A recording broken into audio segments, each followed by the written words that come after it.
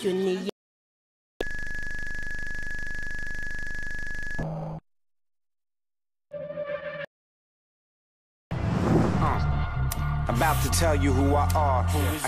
Cet univers graffiti cartoon est l'œuvre d'un certain Rim alias Jersey Joe.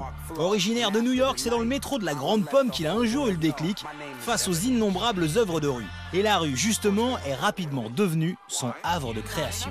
Le mois dernier, il exposait pour la première fois à Paris, au cœur de la galerie Wallworks. J'ai commencé à dessiner au moment où j'ai su tenir un crayon ou une bombe.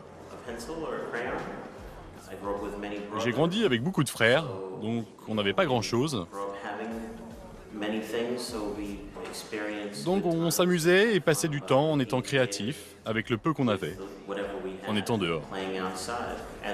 Lorsque j'ai continué à grandir en tant qu'artiste, on ne m'a jamais emmené au musée.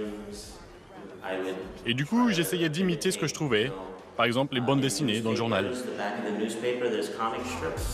Et pour passer de jeune copiste à street artiste, il a dû peaufiner son propre style explosif, drôle et franchement coloré.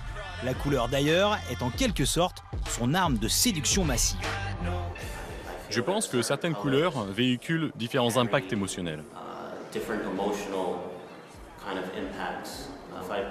Si je mets du jaune, de l'orange et du magenta ensemble, et tout ça à côté d'un bleu, alors les gens sont fascinés.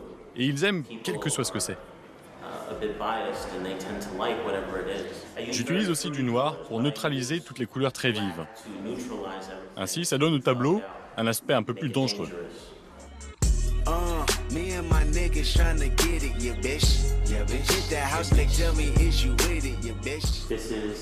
Voici ma façon de montrer comment ces pièces sont faites. Voici à quoi ça ressemble au début. J'ai commencé avec une page blanche et vierge. Ensuite, j'ai dessiné en plaçant différentes lignes d'attaque sur la feuille,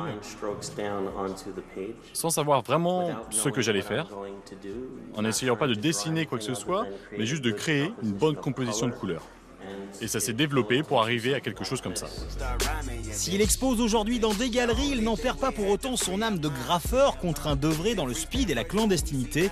La preuve, il n'a mis que 2 petits mois à finaliser les 18 œuvres de cette nouvelle expo. Lorsque tu crées un graffiti, tu ne peins pas sans pression. Dans la rue, tu ne peux pas mettre toute ton énergie au service de ton travail. Mais tu dois aussi avoir conscience de ce qui t'entoure, parce qu'à tout moment, tu peux être obligé de te sauver. Et c'est cette excitation qui nous habitue à faire vite et bien. Alors quand je me mets à bosser pour une expo, si j'avais tout le temps et les moyens que je voulais au monde, je ne serais peut-être pas si inspiré, donc j'ai vraiment besoin de chaos pour créer mon art.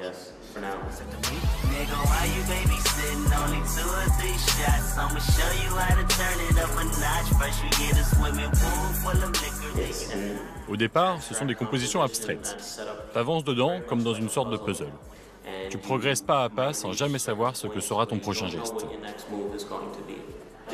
Si par exemple un gribouillis ressemble à un serpent, alors je vais me mettre à faire un serpent. Et c'est un peu comme ça que je travaille. Quand je commence, je n'ai pas vraiment d'image en tête. Mon art évolue de la même manière que moi j'évolue en tant qu'être humain. Et d'ailleurs, mon travail dépend de mes émotions.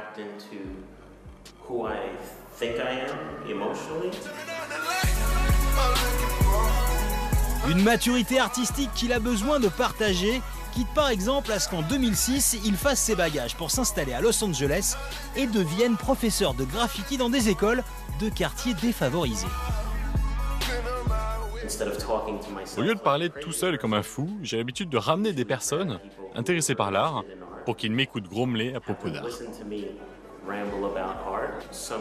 Parfois, expliquer aux autres mon travail me permet de prendre du recul sur ce que j'ai fait. Le fait de mettre des mots sur mon travail m'aide beaucoup et m'est très bénéfique.